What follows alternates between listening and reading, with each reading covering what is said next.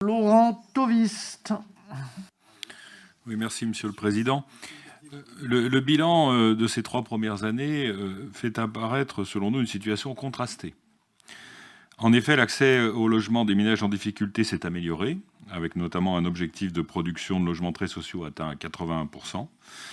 Malheureusement, et ça a été dit, nous peinons à mobiliser le parc social privé, particulièrement dans la ville-centre, ce qui doit être un enjeu si nous voulons éviter une trop grande densification dans un territoire déjà contraint, ainsi qu'une vacance de logement qui pourrait être rendue disponible. Et ça a motivé nos réserves sur l'encadrement des loyers, qui peut s'avérer contre-productif si nous voulons remettre ces biens sur le marché.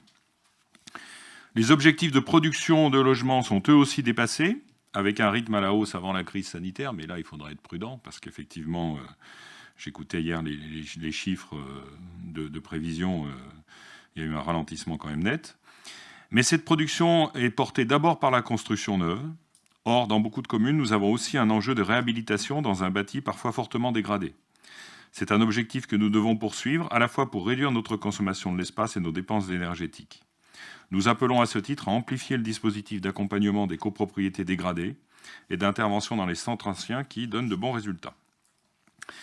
La production de logement social ne parvient pas non plus, et ça c'est vraiment le point central, à effectuer un rééquilibrage territorial. L'offre sociale nouvelle, ça a été dit par le sénateur Savin, est toujours importante dans les communes ayant atteint leur objectif SRU.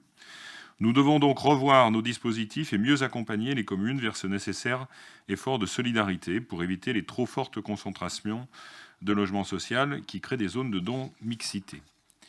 Malheureusement, les objectifs communaux ne vont pas toujours dans ce sens. Et moi, j'ai été extrêmement surpris, par exemple, de voir que la partie PLH sur la commune de Fontaine recommandait de renforcer l'offre de locatif très sociale, alors que nous sommes une des communes où nous avons déjà beaucoup de ce type de logement. Les perspectives 2020-2022 doivent permettre de corriger les principales difficultés.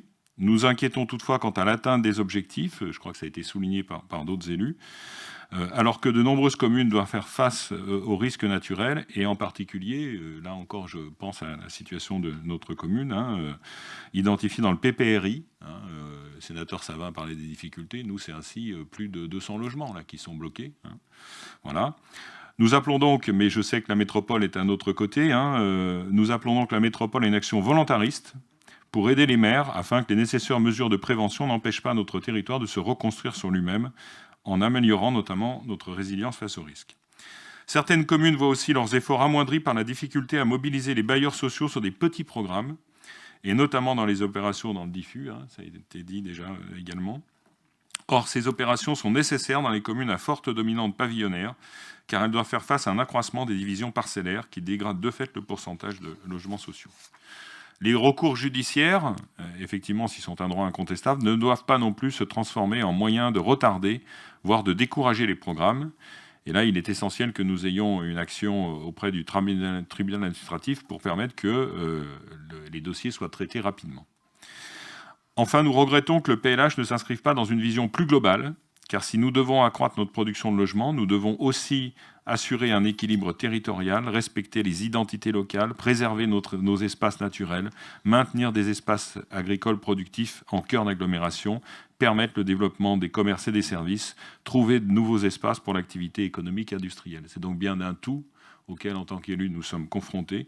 Et le PLH ne doit pas être pris comme une composante, mais bien comme un élément d'un projet de territoire, car le logement n'est qu'un élément de la qualité de vie.